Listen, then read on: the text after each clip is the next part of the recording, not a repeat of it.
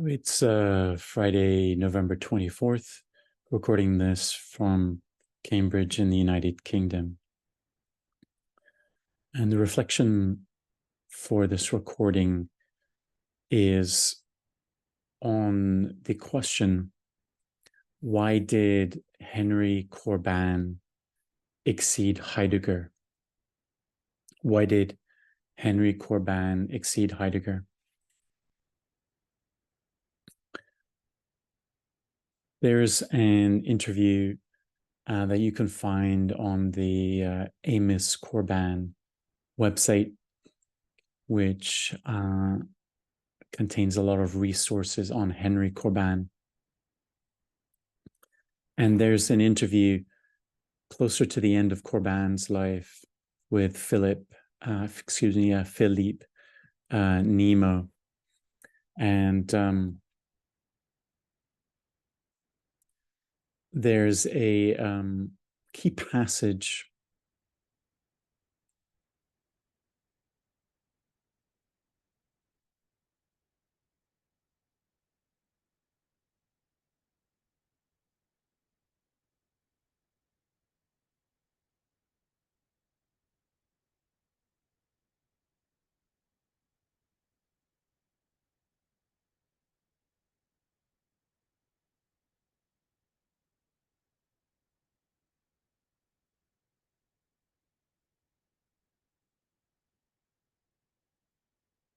It's Friday, November 24th, recording this from Cambridge in the United Kingdom. The reflection of this recording is on the question, why did Henry Corbin exceed Heidegger? Why did Henry Corbin exceed Heidegger? Wanted to reflect on Corbin's relationship to Heidegger, and why was it that Corbin's understanding exceeded Heidegger's, or in another sense, why was Corbin's understanding more encompassing than Heidegger's? Corban had a key relationship in terms of translating Heidegger from German into French. But as Corban encountered the work of the Islamic mystical philosophers, particularly Suhrawardi, Avicenna, Mulla Sadra, Ibn Arabi, he was led to a more encompassing understanding. And he reflects on this in an interview towards the end of his life with Philippe Nemo. This is what Heidegger says.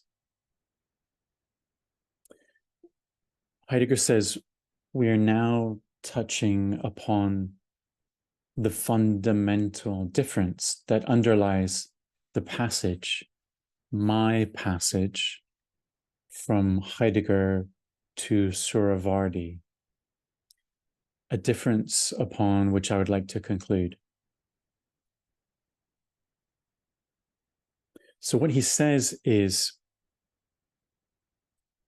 with a Mulla Sadra, and this is quoting Corban, with a Mulla Sadra or an Ibn Arabi, the presence, and that's capitalized P on presence, the presence as they experience it in this world, as it is unveiled by the, quote, phenomenon of the world,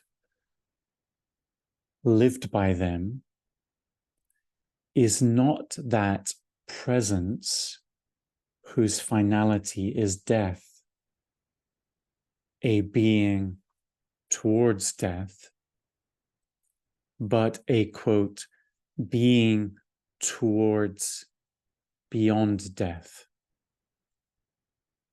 And he says, let us say, sein zum jenseits des Todes. That's my poor German.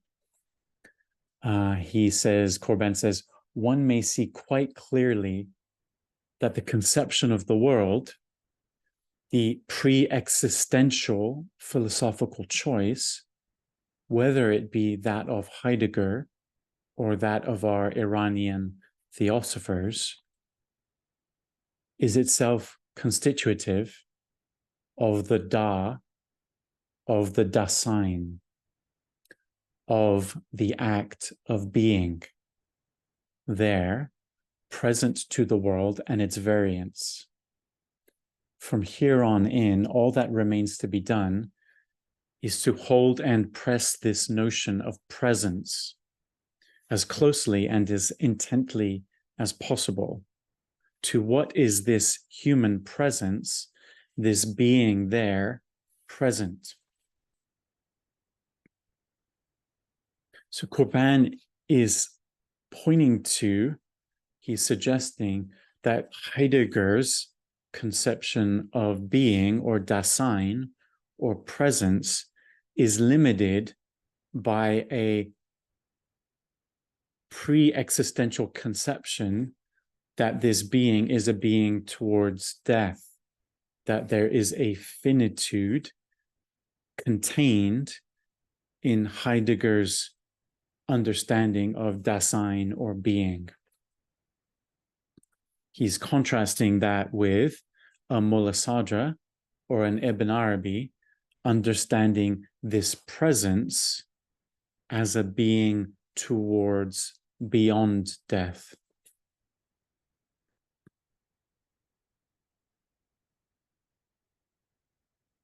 Corban is also saying that the way we can come to this understanding is by pressing upon, by inquiring into, existentiating ourselves into the very presence of this presence. As he says, to hold and press this notion of presence as closely and as intently as possible. In my experience, part and parcel of this holding and pressing this notion of presence, which can be understood as an act of embodiment, is to expose, to illuminate the conditioned understandings, the conditioned conceptions that are limiting or bounding our understanding of presence or being. So this conception of being or presence as being limited by this conception of death is what Corban is saying that limited Heidegger.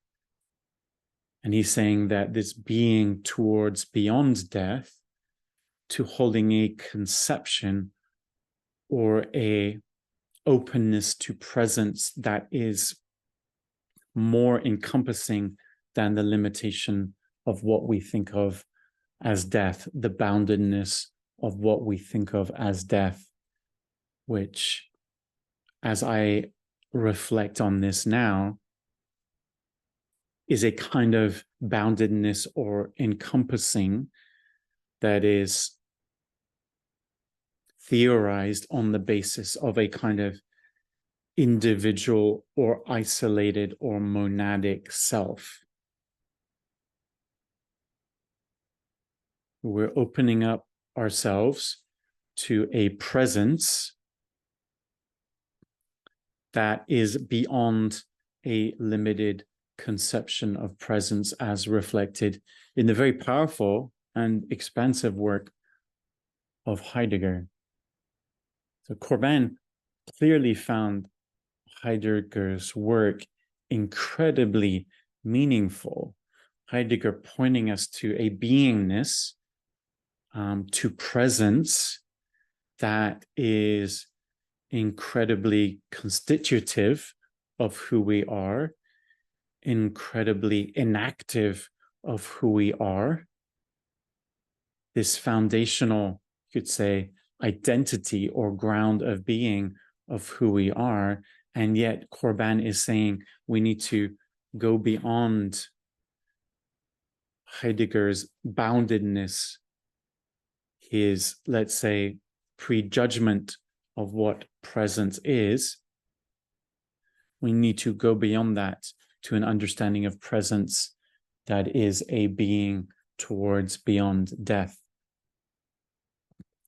And we could say a lot more about that, but I wanted to leave it here as a simple contrast of Corban's understanding as illuminated particularly by his study of Islamic philosophy and mysticism, and Heidegger's understanding as particularly embedded within a Western philosophical tradition that in some senses has lost its bearings in terms of its over-identification with the analytic, the ideational, and let's say a dissociation from a living, embodied, relational, inactive, participatory